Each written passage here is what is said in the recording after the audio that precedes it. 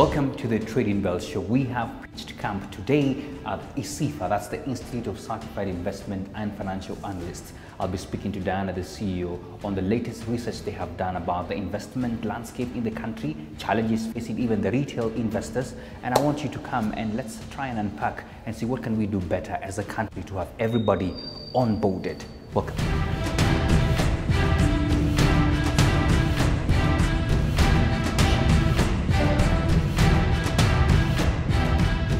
Diana, Muriuki, Maina, welcome to the show. Thank you, Maina. First of all, I must acknowledge that it is a very good thing to always be informed on what is happening. But I'm curious to ask you the question of, we have a new government in place and they are talking about the bottom-up economies. And I have seen that you now conducted the detailed research, especially on how the retail market is doing. My question then is, what informed this? Is it to be in line with the government's agenda? Maybe I'll start by saying there's a time for everything under the heavens and under the sun. And believe it or not, we had started this research back in 2021. So I feel like it is just an alignment with the times, and even the time of launching, it just came at the right time to address the matters to do with individual investors. Okay. Yeah. That's a good one, and I'm sure the government is also happy because at least you informed them on how to even get better to the retail market. There's certainly a need to become better, especially in these markets, because I mean, one can just imagine if all the retail market that we're trying to target got into the market, how vibrant this would be. And we have seen this in cases like in India, where the activity is quite large, especially with young people. A lot of people investing and looking at, you know, the stock market and even the capital markets in general as a place to think about it. My question to this is, do we have an appetite from your own sort of general view in that research? Did you see whether we have that appetite for people yearning to get into this market? It's a good question, Maina, and maybe I'll start by defining what a retail investor is, because unfortunately I have seen it being defined as an investor in a supermarket. So it's not just a supermarket. So yeah, that's why I say individual investor, because a retail investor is just an individual investor. Like Maina, we want to get into the stock market as an individual to meet your goals and needs. So that's a retail investor, not someone who goes invests in a supermarket. Okay, that's a good one. So yes, it is important for individual investors to create a more vibrant financial markets. And we have seen there's that need, there's the interest. But what has really been the challenge is a lack of sufficient information. From our study, we have seen that the individual investor, the retail investor, they do their own personal research, a majority of them, rather than relying on perhaps a professional investment advisor. However, there's still the challenge of there's insufficient information to aid in making informed decision. Maybe it could be a skills deficiency, lack of a proper way of doing the personal research. So we have seen that if this is tackled, then it will aid in the growth of investment and on an individual basis in the financial markets. Especially the capital markets in this case. So from where you sit, you believe that vibrancy can be achieved? Yes, it can be achieved. It can be achieved, and that is one of the reasons why we did the research, because we feel that once that is addressed, it will aid in propelling the capital markets forward. And also in terms of people want to earn an extra shilling. So there's that, we identified that there's that gap. I have to ask you this question before we get into, you know, some of the details you came out from your research. And I know I'm putting you on the spot based on the fact that you're also an institution in this market under the government as well. Are we sufficiently, for the sake of the viewers, are we sufficiently structured to enable us to achieve that vibrancy? Do we have the institutions that should be there to enable us, or sort of like a foundation, skyrocket to what we're talking about? I believe we are, and as in the capital market industry and on the side of regulation, you see, the side of regulation has a goal of boosting investor confidence, and that means you want to enhance trust in the market. So having regulations, we have the Capital Markets Authority, we have ICIFA as the regulator of the professionals who are actually charged with managing this money in the capital markets. I believe there is proper structure when it comes to regulation, because it builds that trust. Because we found that some of the respondents were vocal on the matter of there's that trust that is needed in the market, and that is covered by, in the case of regulation. And it is important for the public to know that there is indeed regulators in the capital market space that is focused on promoting investor confidence, and that way you feel that your investments are safeguarded if you invest in the capital markets. Certainly being safer there. I mean, being safe in terms of investments. Let's talk about the products. This is a market, as you're saying, and so from just sitting down as anybody who could be viewing, do we have enough of those products? Do we have enough nyanyas, vitungus, and everything else? I'm talking about diversification. From where you sit, and I know you sit at a place where you're able to look at the globe and see what other nations in other different continents are offering. Here in Kenya, do we have enough of that diversifications for Kenyans to really tap into this? I believe there's enough diversification, and as much as we want to benchmark with, say, the developed markets, you see, we have to be aware of our environment, our investor environment.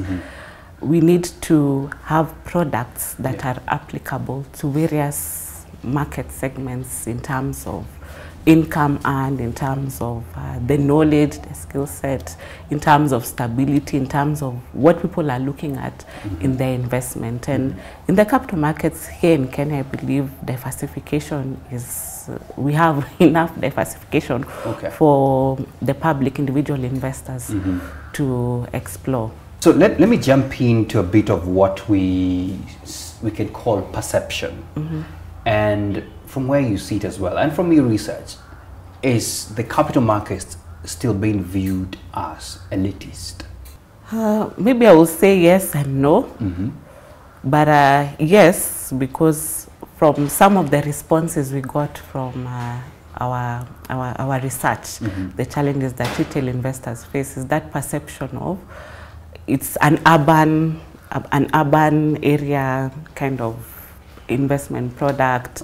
If you go to the mashinani there, it will be difficult to tell them capital markets products they do not understand. And even if you say shares, they will think shares in other definitions, not in relation to the capital markets. So there is still that gap.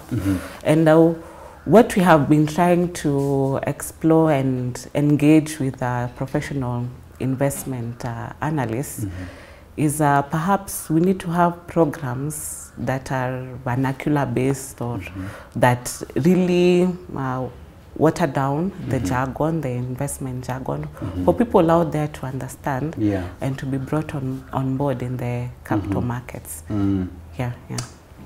So in fact, you've just touched on my next question, which was about now really going down to the research and what you found out, getting down to the retail market, as we're calling it.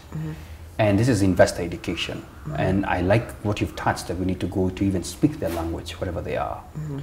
But then I'll ask you, from your personal perspective, I think we have been yearning for this and this. What are these challenges that we're facing for us to not get down there? Actions speak louder than words. So I feel the first point is to really act, and maybe as all the financial services regulators and capital markets regulators, we need to join hands and really find a way of this, nailing this investor, having an impact in investor education, because from time immemorial, that has always been a challenge. There's insufficient financial literacy, and how do we better communicate to persons who are not necessarily in the investment space to invest in the capital markets products. So I think it will be action. We really need to get to the point of even having a broader financial literacy awareness. It can be through through forums, through even Huduma centers. Perhaps we should be setting up like professional financial advice booths where any mwananchi can come in, because yes, there's much that a roadshow can have impact, but there are other things in addition to that can be done, like just mentioned. Perhaps we could explore the Huduma centers, because even other professions we have seen that they even have a whole week where they give their professional services for free. So maybe in the case of professional investment advisors, perhaps we could explore that idea of having our professionals in all these centers around the country, just to sensitize any mwananchi who wants proper guidance in investment advice, because we see in the newspapers every other day. So I think it's a matter of time we look beyond, we get out of the box completely and look at avenues, ways that will work, like what I have just suggested, and really tackle this financial literacy deficiency in the country. I love that. Let me just put you on the spot and ask you, because we have the vernacular stations, that's a tick. We have products that are amazing that could make people an extra dime and probably even make their wealth all the way to retirement. That's a tick. So the products are there, the media is there, the institutions to regulate are there, but we still are seeing a low uptake, if I may use that, from the retailers. Is there a cost thing probably that is maybe demanded by the media sector that would promote such marketing for people to understand? Is that a challenge in itself, maybe? Because we're talking about investor education, and yet we have all the infrastructure. Because right now, for news to fly to every corner of this country, it is possible. That means the channels are there. Is it a cost factor? I'm just trying to brainstorm with you, and I know this is a conversation, as I told you, we're going to have. Is it a cost factor, and probably should the government probably chip in? Because even when Kenyans invest, the more the merrier, even for them, from the tax point of view, from even the economic growth. I don't know, what do you see? Yeah, I believe cost is that barrier to entry in terms of being more vocal in the media space, because of course it's not for free. And for it to be effective, you need weekly sensitization for people to really get that message. So perhaps it's an area the media stations need to look at and see for the benefits, and if we need support from the government, if there will be, we need to look at the output. The output will be more money coming into the capital market space, therefore boosting economic growth. Then maybe we need to look beyond that cost and see how we can. And maybe also explore partnerships as well with them. Explore partnerships. For a win-win situation.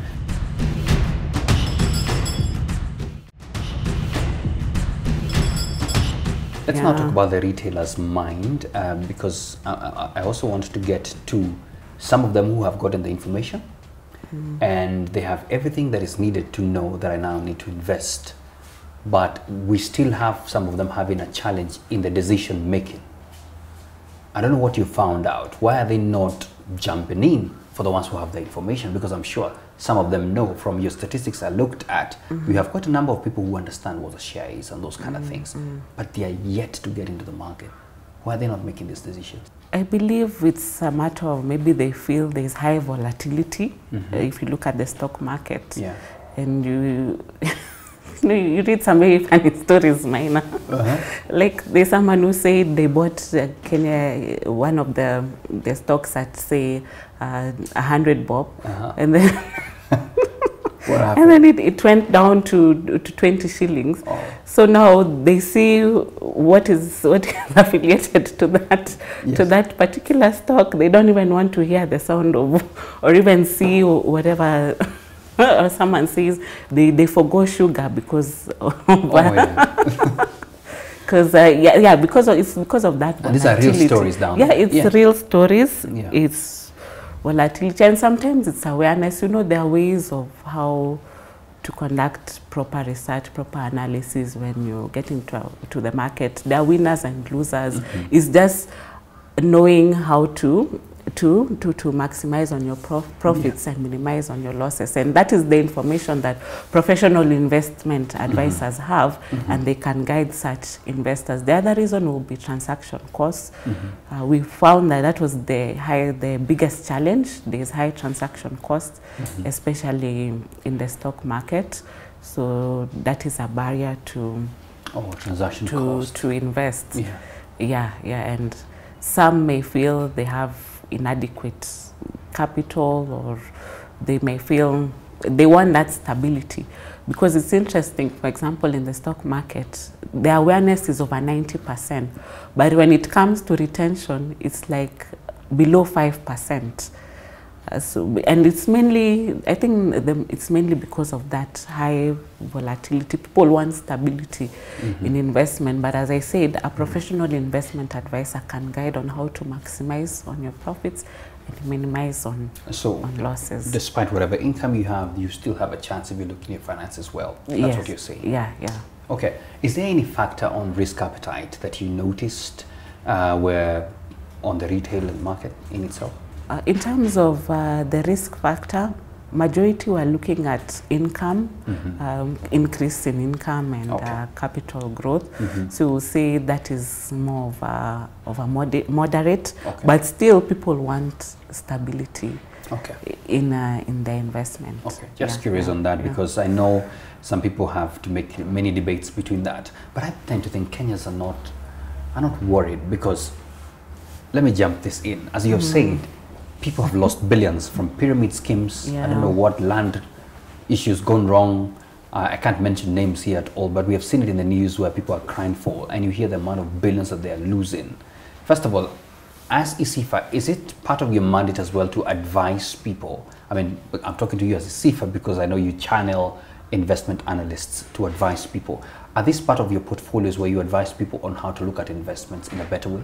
Yes, that's the key, one of the definitions of the practice of an investment and financial analyst. That is a person who provides investment advice. So that's why you see majority of our members are in the investment management, stock brokers, investment banks, the investment advisors. Okay, so I would want you, because we have touched on that now, somebody could be watching and saying, I lost a lot of money. In fact, some of them have lost hope in trying to even invest in anything after maybe one scam went down. What would be your advice to anyone watching today who is a potential investor, probably has lost hope because they lost money in such bad deals, if I may call them that, and they didn't do their due diligence? What would be your advice to them now? They're watching. I will tell them, don't give up when it comes to investment. And the good thing about investment, you expect that your income will increase in future, or there will be capital growth in the money that you have invested in. And it is possible to recover the losses, but most importantly, just look forward and forget whatever happened in the past, and now consider seeking professional investment advice. And now we have a pool of regulated professional investment advisors who are under the Institute of Certified Investment and Financial Analysts, and we are happy to provide information about members who are in good standing, and they are mandated to provide the professional investment advice in accordance with the Investment and Financial Analyst Act. We see generally there's a lot of sentiment that our markets and our capital markets are full of foreign investors. I mean, the majority of them are there, and I think some of the sentiments why we are not doing very well, and I think you have alluded to that, is because we have what they call, just capital flight these investors getting better investments in their own countries and deciding to pull out money, and then we end up getting affected. Is this a factor as well? First of all, does the political factor affect our market here, and does also those forces as well affect our market here and how retailers get into it? Yes, they do. If you look at some research that has been done in the past, and I'm happy that my bachelor's, master's have done research in the stock market, and of course there's political influence. It triggers the performance of the market. Yeah. And we also have the aspect of the foreign investor activity, you know, because I think they're more active. Yeah. They're more active investors in the stock market. So if they're the ones who are pushing, you know, the stock market is all about demand and supply. So if they're active, they'll push demand and supply. So if they get out of the market, it will have an effect. And that's one of the reasons why we also conducted the research, because we felt that if the retail investors, our own people, are more active in the stock market, you see, the stock market will be covered in certain shocks, such as the factor of foreign investor activity or politics. Yeah, but the good thing is that the better the performance, based on the research I did in my bachelor's, is that the stock market growth will also have a positive impact in the economic growth. So that is what we need to look at. And if also retail investor growth will have a positive impact in stock market growth, therefore there will be economic growth. So that's why we were looking at what are the challenges, because we identified that the participation, the activity is not very high. Maybe in terms of the percentage, the capital, it's there, but the activity, we're not seeing much activity from the retail investors. And that's what we're saying. There's the matter of transaction costs, there's the matter of lack of sufficient information in the market. And I remember back in 2008, you know, at that time when I was very keen on doing the research and all, the information was free. You could go to NSC website, do your own research. It was free, but right now there is that price factor. Well, it's for good reason why maybe benchmarking with other securities exchanges, but maybe that's one of the reasons people felt, because do I need to buy a business, a newspaper to analyze every now and then? These days, people just like looking into your phone and they get information, and they're able to make decisions, but make informed decision by seeking professional investment advice. There's so many questions that could come out of this. I'm just wondering why some other countries have done so well. Do you think, because you're an institute as well that is mandated as well to, you know, give us the best professionals out there to advise us, can this be scaled down to the levels where we start inculcating, you know, finance education to even high schoolers, maybe those levels, to start appreciating these kind of things early, so that probably we can achieve this vibrancy? Is that something in your mind? Does it ever cross that?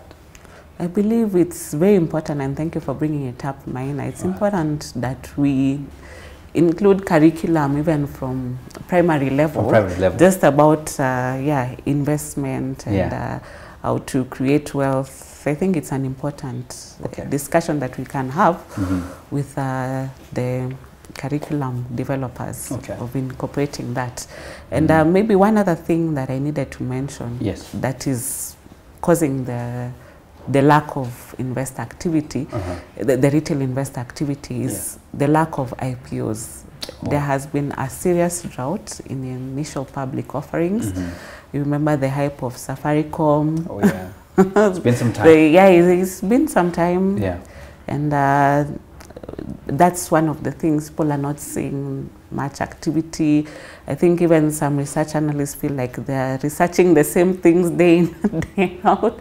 So perhaps we need more color by bringing in more IPOs. And we are grateful. We have seen the government proactive in they're keen on having more IPOs in the market. So we are hopeful. We believe that we'll see a more vibrant stock market very soon. Absolutely. So Diana, where can Kenyans get this report?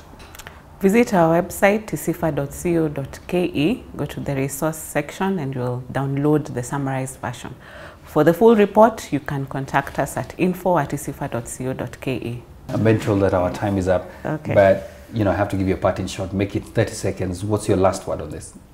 Okay, the last word will be, the higher the return, the higher the risk. So you better be a risk taker and get more, hopefully. No, but be cautious. Yes, be cautious. Yeah. And get an advisor from ICIFA. Yes, right? Get an advisor. Certified one. Exactly. Thank you so much for your time, Diana. Thank you. It's been a pleasure.